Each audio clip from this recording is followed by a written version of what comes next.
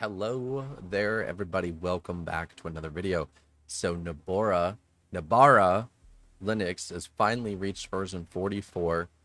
And, well, if you know anything about upgrading a version of Fedora, most times it's an absolute disaster. And it's one of those times where, well, if you watch the Nobara channel in Discord in the last little while, it's been nothing but an absolute disaster. And that's fine. That's normal. That's teething pains. But again, there are superheroes within this channel that constantly help people and a fantastic wiki to help you sidestep these issues. So let's download it and let's go into this and see exactly. Well, here's the thing. There's two ways to do the installer. Now, one is you install without grabbing the latest updates, which will install version 43. But you can also do the online updates in the installer, which will instantly grab you version 44. Now, that's what I'm going to be doing. We're going to basically be installing version 44 from the 43 ISO. If my body will let me, I'm going to grab the GNOME ISO because that's the one that I enjoy. I'm going to let that download and I'll be right back. Believe it or not, I actually managed to come back and finish the rest of this video. Very thankful for the OBS pause button, and as you can see, the ISO is downloaded, and we're going to be doing this all in VM Curator. I don't think I need to show the setup of that, but I guess I will kind of show the setup. Just give me a sec. Okay, so the Nobara 43 ISO for GNOME is now in my downloads. Now, once again, I want to reiterate, there's Nvidia images and standard images, okay? This is for Intel and AMD. This is for Nvidia. If you are using this with an Nvidia GPU, make sure to click this button, okay? Now, there's the official, which is KDE. There's the GNOME Nvidia. There's a normal stock KDE, and there's a Steam HTPC Nvidia version, all right? Feel free to use whichever one you want. But for the purpose of this video, we are going to be sticking with the normal standard 43 image as we will be using a virtual machine. Okay, so I'm going to just type VM Curator. Damn it, I misclicked the button. There we go. So VM Curator is a very curious little thing. It is a virtual machine software that is completely in the terminal that has the ability to accelerate on Nvidia GPUs. Now, I know that may sound kind of weird, like, okay, Vert Manager does that. No, it does not. No, it does not. And that's the crazy part. That's what makes all the difference in the world. I'm going to choose 104 gigs. I'm going to choose about 16 gigs of RAM. I'm going to do a total of 8 cores because I need some actual performance. 3D Excel. We're going to do UEFI boot. And then we're just going to hit enter like this. And there we go. We are up and running. And as you can see, there's some weird issues going on. I need to report those to the main developer that handles this. But yeah, let's get rid of this real quick. I'm going to stick this on DisplayPort 1. That way you guys can have a better view of everything that's going on. Let me put me all the way down in the bottom corner, because I think that would probably be more friendly. And let me also capture that. So now we only have captured the virtual machine, okay? So Nobara is made from Fedora, and this is built as a gaming-friendly distro. As you can see, there's Falcon GUI, Heroic Games, Lact is right there, OBS Studios, Lutris, you name it. You're not supposed to be in this video, Creed.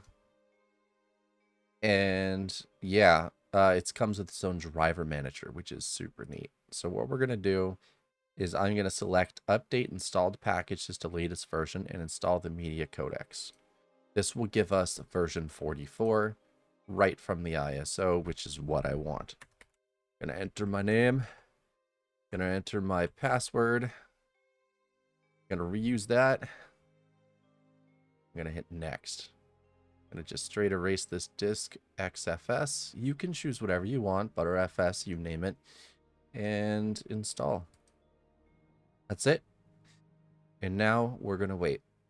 Believe it or not, it's still going. And that's where the where is it? There's a button here where you're able to view the log. Yeah, there it is.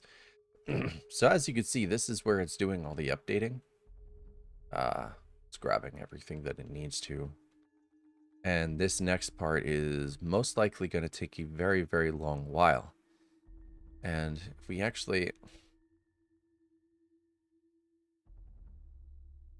oh, my desktop is empty of... okay, one sec. Yep, right now we are not actually downloading any updates unless it's not registering what I'm doing on the net. Which I wouldn't be surprised about, honestly, if that's the case. But again, this is one of those things where it's doing the Nobara sync. And it's doing DNF config set PicOS additional enable and all the repo stuff. So my guess is I'm just going to have to give it time to do its stuff. And oh, no, actually it is. It's downloading 30 to 36 megabytes a second. Perfect. So we'll come back to this when it is finished. English is hard. Well, since it's still going, let's take this opportunity. I'd like to thank all the new people that have been subscribing and supporting this channel. That includes the members, of course, the people that keep this channel going. It really helps financially that you guys are a part of whatever I'm doing. And I want to also introduce the new Fluxer server in case there's people that no longer want to use Discord. You guys can't see that. In case you guys no longer want to use Discord, it's right there. And I'll put it in the first comment. If you guys want to help support the channel, you can always do so by leaving a comment, but mostly subscribing helps the most. Leaving a like on the video as well. That helps an overwhelmingly amount. And yeah, there's multiple abilities to donate, Ko-Fi, PayPal, you name it. It's all there in the description. So if you guys want to do that, that helps a ton. But mostly just subscribing and commenting and having a conversation in the video, that definitely helps the most. So let's get back to waiting, and thank you for all your support. Probably going to take a while. Guess what? It finally finished. So let's hit the restart button. And let's hit into our brand new fresh install of Nobara 44. As soon as we deal with the boot manager and the miscellaneous device. And there it is. Look at that. 7.1.3 kernel. I don't know what this is. What is this? This has been bugging me for a while now. It's like it just started popping up out of nowhere. All right, so click here. That's good. Going on in.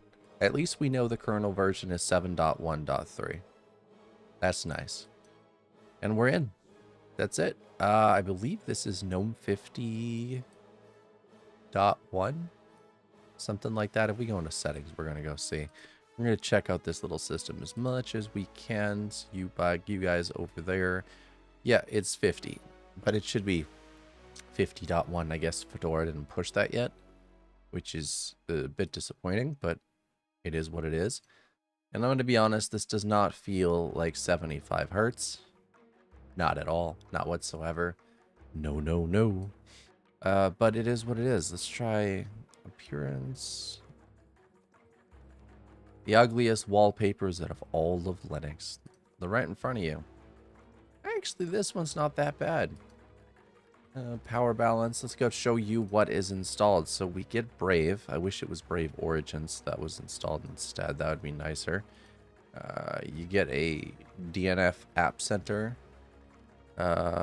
This. Oh, for some reason, Kden Live is still an option. Why is Blender automatically installed? You know, I think it's time to do what CachyOS did.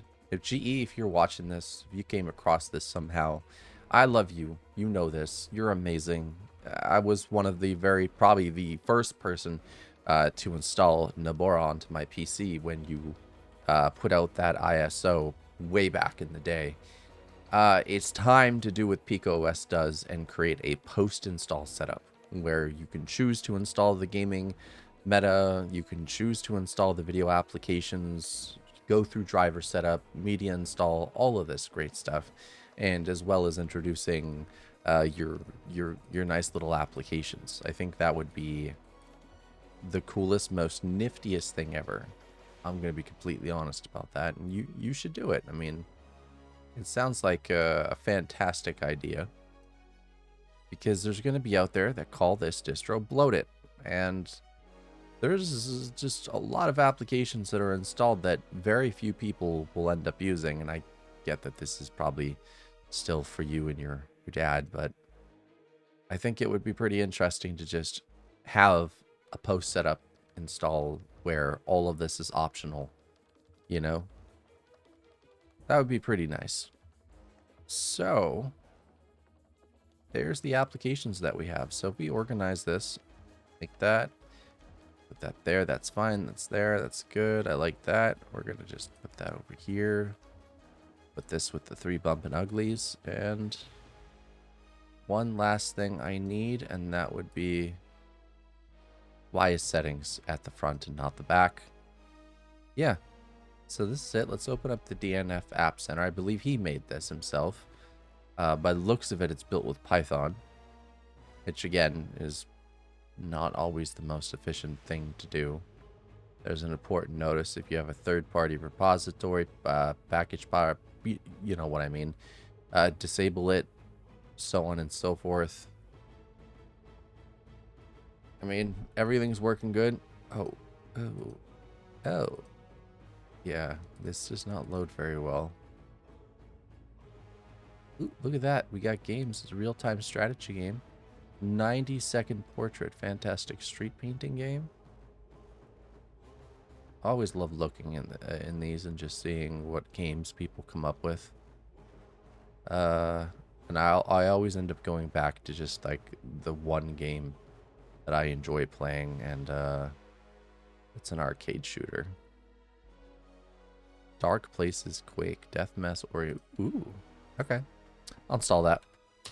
Imagine playing this inside of a virtual machine. It's gonna be completely fine.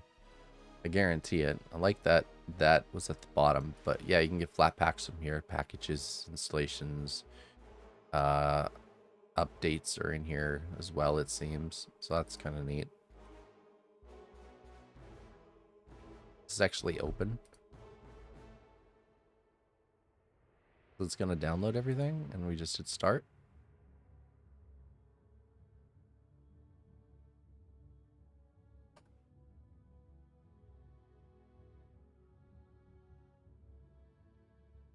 Oh.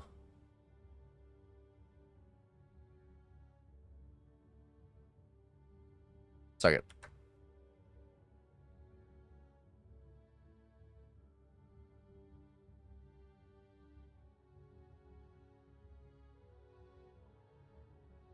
Interesting.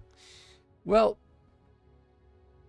as you can see, that's everything that comes with it. It's out of the box setup gaming distro. It's got a very optimized kernel. It's got CachyOS patches in it, and it's a very great project. Unfortunately, if users flood their systems with third-party repositories that don't, you know, that overlap with other projects, or just don't have the dependencies they need to update themselves or whatnot, you're going to run into issues going from version to version. So just be very careful when you do that. But that has been Nobara 44.